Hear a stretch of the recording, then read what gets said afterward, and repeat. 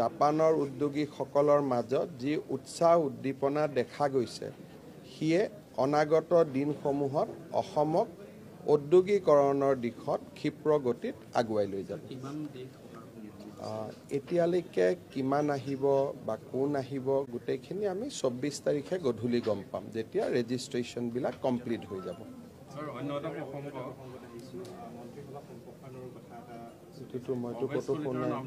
মইতো ক'তোৱে দূৰলৈকে শুনা নাই। মইতো একেবাৰে দূৰলৈকে চালেও শুনা নাই।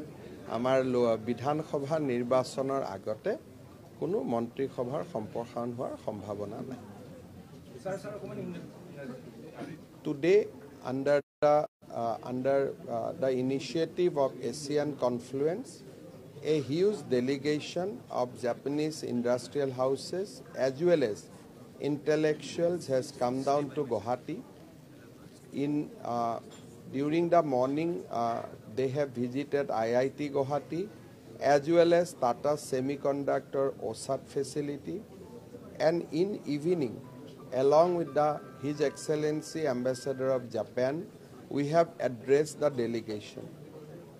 These are all important occasions before the Advantage Assam 2.0 conclave, and we hope to build up on all these occasions so that Advantage Assam 2.0 summit can translate the vision of a new Assam.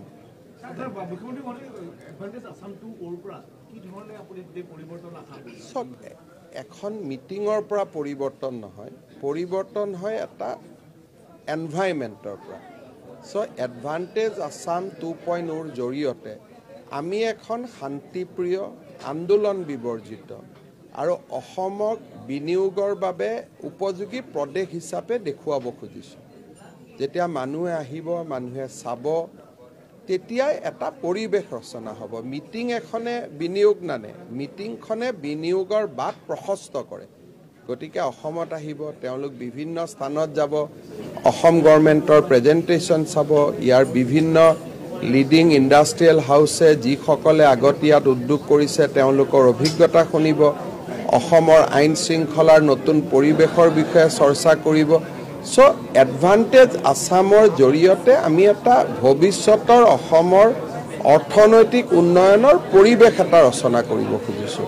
এনেকুৱা নহয় যে আপোনালোকে তেওঁলোকক এখন মিটিঙত মাতি দিলে আৰু মিটিংখনৰ পৰা কি হ'ব। মিটিঙে নতুন অসমখন তেওঁলোকক দেখুৱাব। জনসাধাৰণক আহ্বান জনাব এইটোৱে যে আন্দোলন বিবৰ্জিত, পৰিৱেশ এটা ৰক্ষা কৰক, অসম ভাল হৈ গৈ থাকিব। চাওক, অসমৰ ৰাইজক মোৰ ক'বলগীয়া নাই, খালি যিসকলে আন্দোলন কৰে তেওঁলোকক এটাই অনুৰোধ যে আন্দোলন নকৰিব। বাকী অসমৰ জনসাধাৰণ নিজে ইমান মেচিউৰ্ড যে তেওঁলোকক মোৰ উপদেশ দিবলগীয়া একো নাই। বিদেশৰ পৰা মানুহ আহিলে, ভাৰতৰ প্ৰধানমন্ত্ৰী আহিলে কেনেকৈ আদৰণি জনাব লাগে। অসম এখন অতিথিপৰায়ণ ষ্টেট, এইটো অসমৰ DNA-তে আছে। গতিকে অসমৰ ৰাইজক কিবা পৰামৰ্শ দিয়াৰ দুঃসাহস মই নকৰোঁ। খালি যিসকলে মাজতে অলপ চলপ আন্দোলন কৰি অসমৰ পৰিৱেশটো বিনষ্ট কৰে, মুখ্যমন্ত্ৰী হোৱাৰ প্ৰথম দিনাৰ পৰা এইটো কৈ আছোঁ যে আন্দোলন বিবৰ্জিত অসম এখনে ভাৰতৰ ভিতৰতে এখন ডাঙৰ অৰ্থনৈতিক প্ৰদেশ হিচাপে অসমক লৈ যাব পাৰে।